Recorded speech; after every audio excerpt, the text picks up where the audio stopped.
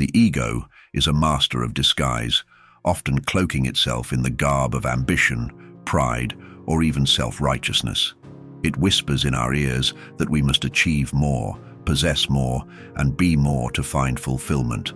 But in truth, the ego is like a ravenous beast, never satisfied, always hungry for more attention, more validation, more power.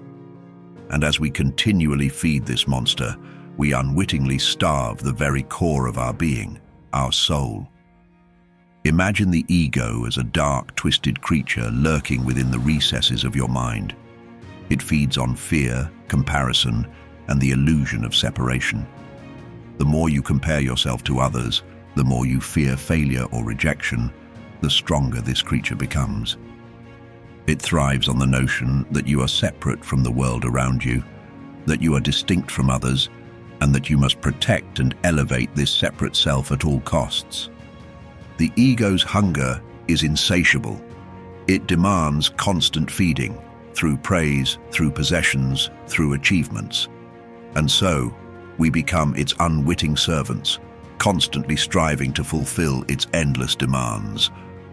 But no matter how much we feed it, the ego is never satisfied. It always craves more, leading us down a path of endless striving and perpetual dissatisfaction. As we pour our energy into feeding the ego, our soul, our true self, begins to shrink. The soul is gentle, humble, and infinitely wise. It knows that true fulfillment comes not from external achievements, but from inner peace, connection, and love. Yet, as we neglect our soul in favor of the ego, we begin to feel lost, disconnected, and empty. We may achieve great success in the eyes of the world, but inside we feel hollow, as if something essential is missing. The more we feed the ego, the more we distance ourselves from our true essence. The soul, once vibrant and expansive, begins to wither under the weight of the ego's demands. We become prisoners of our own making, trapped in a cycle of fear, insecurity, and unfulfillment. This disconnection from the soul manifests in many ways. We may find ourselves constantly seeking approval from others, feeling a deep sense of inadequacy, or experiencing a persistent sense of emptiness. We may chase after material wealth, status, or recognition, only to find that these pursuits bring no lasting satisfaction. In the end, we are left feeling lost, as if we have forgotten who we truly are. To reclaim our true self, we must embark on a journey of liberation, a journey to shed the ego and reconnect with the radiant soul within. This is not an easy path, for the ego will resist every step of the way. It will try to convince you that you need it to survive, that without it you will be vulnerable, weak, and insignificant. But in truth, shedding the ego is the key to unlocking your true power, your true wisdom, and your true fulfillment. To understand how to shed the ego, we must first understand its nature. The ego is not inherently evil. It is a part of us that serves a purpose. It helps us navigate the physical world, form identities, and protect ourselves from harm. However, when the ego becomes overgrown and unchecked, it transforms into a toxic monster, one that is always hungry and never satisfied. The ego thrives on separation and comparison. It sees the world in terms of us versus them, better versus worse, and more versus less. It constantly seeks external validation to reinforce its sense of self-worth, whether through material possessions, social status, or the approval of others. But these things are fleeting, and the more the ego is fed, the more it craves, leading to a cycle of endless dissatisfaction. The process of shedding the ego is not about destroying it, but rather about putting it in its rightful place. The ego is a part of us, but it is not the whole of us. To reclaim the soul and reveal our true selves, we must learn to stop feeding the ego and start nourishing the soul.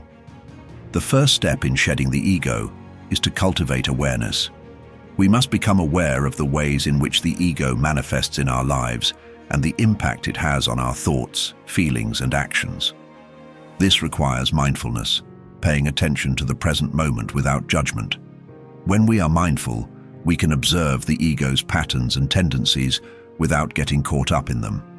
We can notice when we are seeking validation, comparing ourselves to others, or acting out of fear or insecurity. Awareness is the key to breaking free from the ego's grip. As we become more aware of the ego, we may be tempted to judge ourselves harshly for our ego-driven behavior. However, it is important to approach this process with self-compassion. The ego is not something to be hated or feared. It is a part of us that is trying to protect us, even if it does so in unhealthy ways. By practicing self-compassion, we can gently guide the ego to step back and allow the soul to take the lead. This means being kind to ourselves, forgiving our mistakes, and recognizing that we are all on a journey of growth and healing. The ego thrives on attachments to material possessions, identities, beliefs, and outcomes. These attachments create a sense of security and control, but they also keep us trapped in the ego's grip. To shed the ego, we must learn to let go of these attachments.